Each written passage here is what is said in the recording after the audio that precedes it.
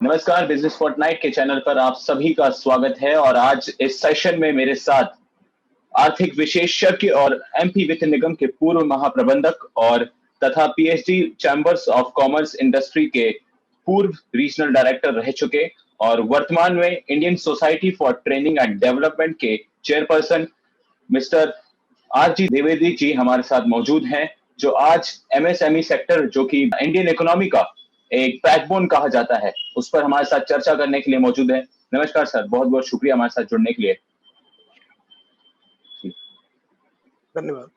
ठीक sir, MSME sector की बात करें तो क्या रोल प्ले करती है एमएसएमई सेक्टर इंडियन इकोनॉमी में? एमएसएमई का बहुत भारी योगदान है भारतीय अर्थव्यवस्था में, और जितनी इंडस्ट्रियल उत्पादन होता है उसमें एमएसएमई सबसे अहम रोल पैदा करता है, सबसे ज्यादा रोजगार देता है।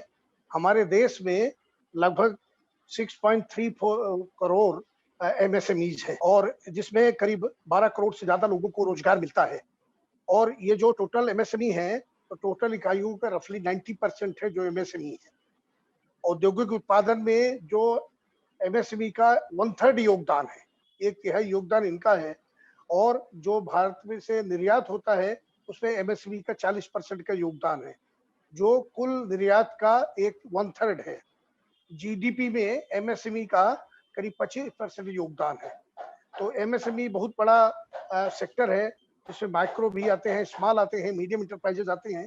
पहले ये एसएसआई हुआ करता था, स्मॉल स्केल इंडस्ट्री, बाद में इसको एमएसएमई किया गया, क्योंकि जिसमें इसमें सर्विस सेक्टर जो है वो भी जोड़े गए हैं। तो इस तरह से एमएसएमई का काफी योगदान है।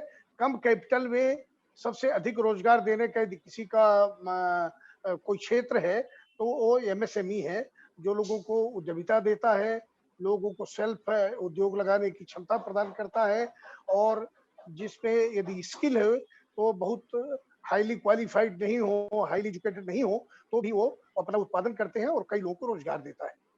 जी सर, जैसा कि आप मध्य प्रदेश से आते हैं, हम भी मध्य प्रदेश से आते हैं, अगर भारत के नजरिए से देखें तो एमएसएमई सेक्टर मध्य प्रदेश में कहाँ स्टैंड करता है? क्या क्या सिनेरियो है एमएसएमई सेक्टर का मध्य प्रदेश में? मध्य प्रदेश का बहुत एक सबसे बड़ा एडवांटेज है, ये स्ट्रेटेजिक लोकेशन है, देश के मध्य में स्थित है। कुछ जो राज्य देश के हैं जो समुद्र के किनारे में है, जो जिनका जो बड़ी सिटीज के जो उसमें है मेट्रोज के पास, उनमें नेचुरल डेवलपमेंट होता है। मध्य प्रदेश को इसी सुविधा नहीं है, लेकिन देश के बीच में मध्य में होने के कारण से काफी कुछ फायदा है। मध्य प्रदेश में भी अभी पिछले 8-10 सालों से एक अच्छा औद्योगिक निवेश का वातावरण तैयार हुआ है। कई सारी इंडस्ट्रियल समिट भी हुई हैं, और उनमें एमएसएमई के लिए एक अलग से ही समिट की गई थी, और जिसमें एक थोड़ा सा माहौल अच्छा बना। और एमएसएमई का देखिए, एमएसएमई स्वयं में उत्पाद जो बनाते हैं वो मार्केट में कम आता है, बजाय वो किसी बड़ी इंडस्ट्री को देने के लिए या कहीं के लिए एक तरह का सेमी फिनिश प्रोडक्ट तैयार करते हैं। तो मध्य प्रदेश में भी करीब करीब 4.08 लाख एमएसएमई है, और इसमें माइक्रो 3 लाख हैं, और जो स्मॉल मीडियम इंटरप्राइजेस हैं करीब 1.08 लाख हैं। तो मध्य प्रदेश का अच्छा योगदान है। और ये इंडस्ट्रियल कॉरिडोर भी वगैरह भी एक इंदौर के आसपास आने वाला है, तो उससे और संभावनाएं हैं। मध्य प्रदेश में जैसे मंडीदीप है, पीथमपुर है, गोविंदपुरा है, उधर ग्वालियर में मालनपुर है, इस तरह के औद्योगिक प्रक्षेत्र हैं। तो वो स्मॉल स्केल इंडस्ट्रीज का एक अच्छा योगदान है। जी सर, तो एमपी में बात करें तो किस तरह के एमएसएमई यूनिट्स ज्यादा हैं और किस तरह के प्रोडक्ट की इंडस्ट्री का योगदान एमपी के ग्रोथ में ज्यादा है एमएसएमई सेक्टर के नजरिए से? देखिए, मध्य प्रदेश में अलग अलग जो इंडस्ट्रियल सेक्टर हैं, जैसे आप पीथमपुर लें तो पीथमपुर में ऑटोमोबाइल का अच्छा योगदान है, और ऑटोमोबाइल के लिए ही जाना जाता है। और भी दूसरी इंडस्ट्रीज हैं, पर उसमें ऑटोमोबाइल के लिए है। ऑटोमोबाइल से रिलेटेड स्पेयर पार्ट भी बनते हैं, ऑटोमोबाइल के विभिन्न जो पार्ट्स होते हैं। तो जब ऑटोमोबाइल उद्योग अच्छा काम करता है तो पीथमपुर की जो इंडस्ट्रियल यूनिट है उनके लिए ठीक रहता है। गोविंदपुरा में आप देखें तो गोविंदपुरा में बीएचईएल की बड़ी सारी एंसिलरीज है, और बीएचईएल में की एंसिलरीज होने की वजह से इंजीनियरिंग यूनिट काफी ज्यादा है उसमें, और वो बीएचईएल को माल सप्लाई करती हैं, दूसरी जगह भी काम करते हैं। जैसे मंडीदीप है, मंडीदीप में एचईजी है, ल्यूपिन लेबोरेटरीज है, इस तरह से फार्मास्यूटिकल यूनिट है। तो ये, और मालनपुर में भी अलग अलग तरह की यूनिट है जो फूड प्रोसेसिंग से रिलेटेड कुछ यूनिट होशंगाबाद के पास है। तो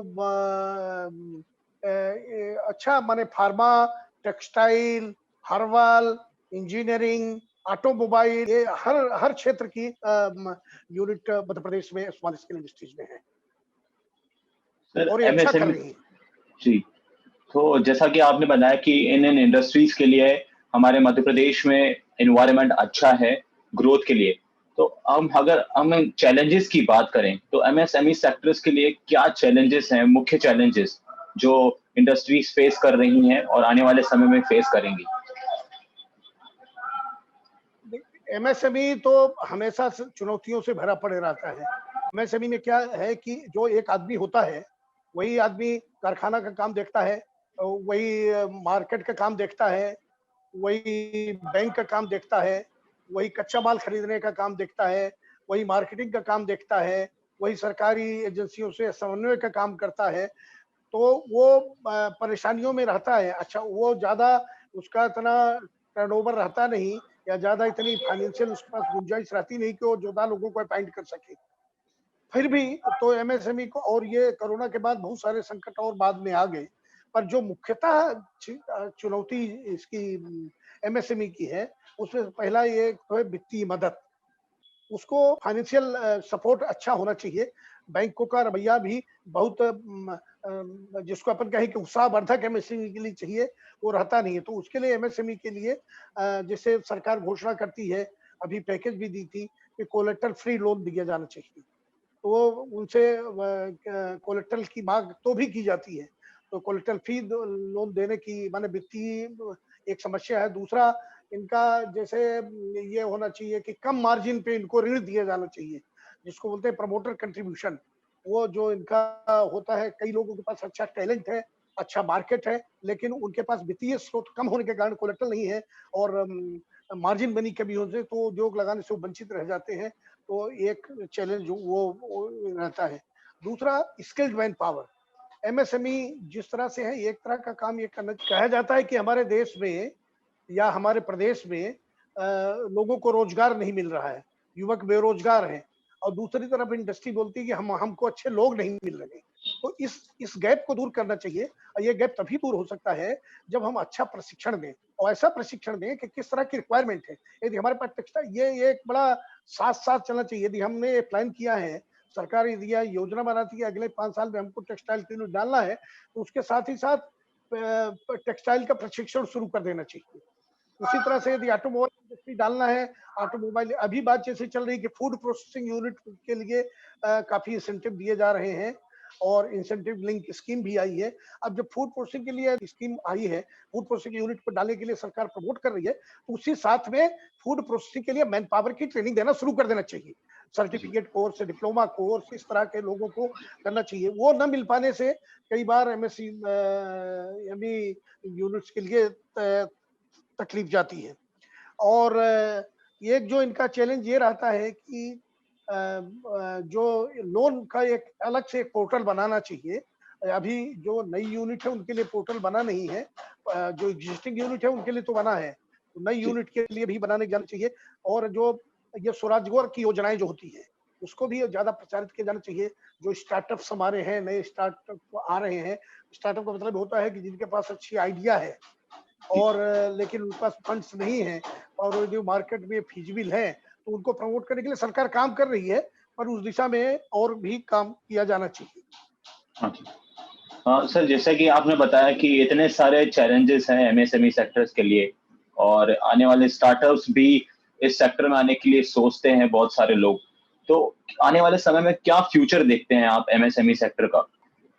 एमएसएमई सेक्टर का जैसे देखिए, कोरोना के बाद भी बहुत सारे चैलेंजेस जो होने के बाद भी, और बहुत दिन तो कारखाने बंद भी रहे, लॉकडाउन रहा, उसके बाद भी एमएसएमई ने अपना मेहनत करके और फिर से खड़ी हो गई है।